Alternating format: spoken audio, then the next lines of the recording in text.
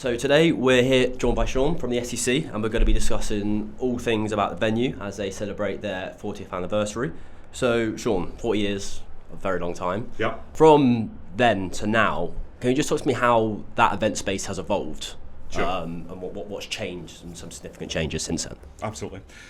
So, coincidentally, the first gig I was ever at was at the SECC, as it was then. It's the Scottish Exhibition and Conference Centre in 1985. The gig was UB40, and at that point, the only building that was there was SEC Centre, as we know it now. Since then, in the late 90s, we've evolved to host or to build the SEC Armadillo, which is a 2,000 capacity theatre and conference venue. And then 12 years ago, we built the now 14,500 capacity Oval Hydro, which predominantly focuses on live entertainment, music, sport. So as a campus, as a footprint, we've expanded dramatically over that 40 years to not just host conferences and gigs. We've just expanded because the business is there for us. So we've responded to that academically and very proactively. Obviously, it's so key to Glasgow's not just economy but culture, and I just wanted to ask you more about that. How does it contribute culturally and economically to Glasgow and even Scotland as a whole? Like, what does it bring? Sure. Okay, so the reason that the SEC exists is to deliver positive economic impact for Glasgow and Scotland and the UK, right? So whether it's live entertainment, whether it's an exhibition, or whether it's a conference, we're here to support the event industry and destination tourism. We have had significant successes in that space. The area that we are in just now in Finnieston, at the side of the Clyde, has just again been voted by Condé Nast and the Times as the friendliest district in the UK. So what we've seen around our area where we're physically located, is what we call the Hydro Bounce or the SEC Bounce, where previously there was a lot of what I'd call old man pubs, traditional areas.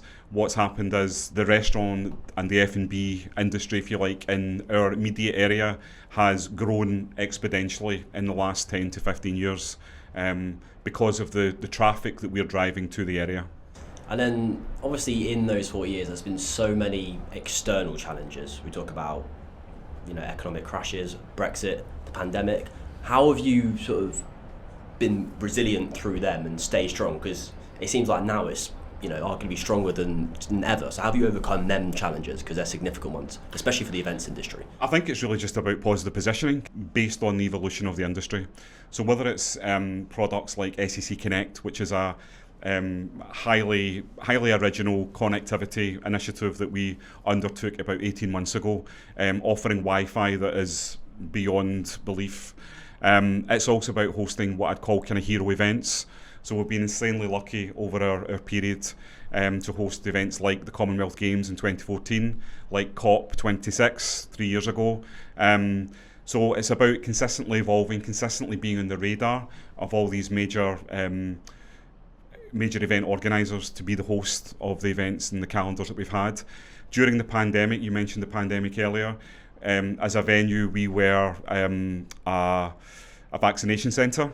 So again, we played our part in being in that space. We were also a hospital should it ever have been required. So yeah, we flex and we evolve to suit the markets that happen and the world that we live in at that time. Yeah, and you mentioned the hugely varied events and services you offer, and this question is more of a personal one to you. What are some of your personal highlights? I've been there for 17 years. What's changed? The Hydro was built 12 years ago, so that was a key milestone in the business's evolution.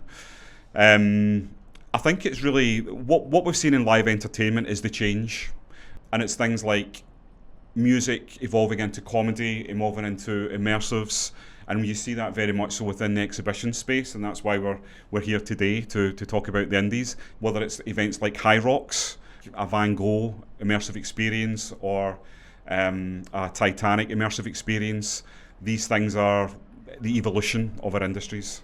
And then you touched on a lot of stuff there in terms of their creative industries. Can you kind of elaborate more on that and how you really help foster those creative industries and help them be at the forefront of Glasgow culturally as well? I think it's about Glasgow loves a night out, it loves a day out, and it loves something new, right?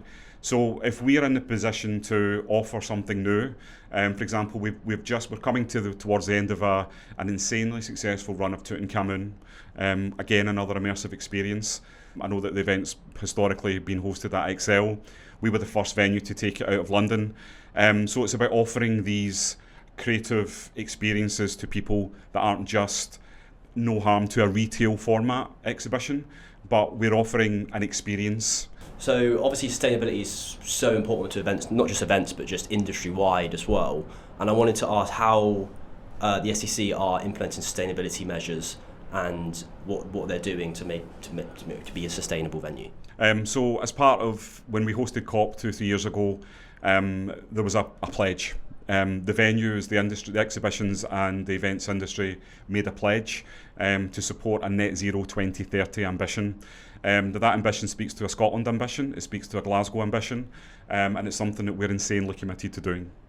And what's your vision for the future? I think it's a good one to end on. We've had 40 years of it. How about 40 years from now, 5, 10, 15, 20 years from now? Where do you see it positioned in the events industry and in Glasgow as a city generally? Sure. I think, again, Glasgow's hosting the Commonwealth Games next year. I think the opportunity around the hosting and the positive positioning in securing those type of events for the city is part of our, it's part of our footprint, if you like, within the city. A new CEO, M.I.C.E, just joined us earlier on this year, at the start of the summer. He comes from a major international sports entertainment background. We're all excited about his vision, what that's going to look like. Some of it's been shared, but some headlines will no doubt be within the media outlets in the next few months. But we're excited about that vision. We're excited about what that could look like.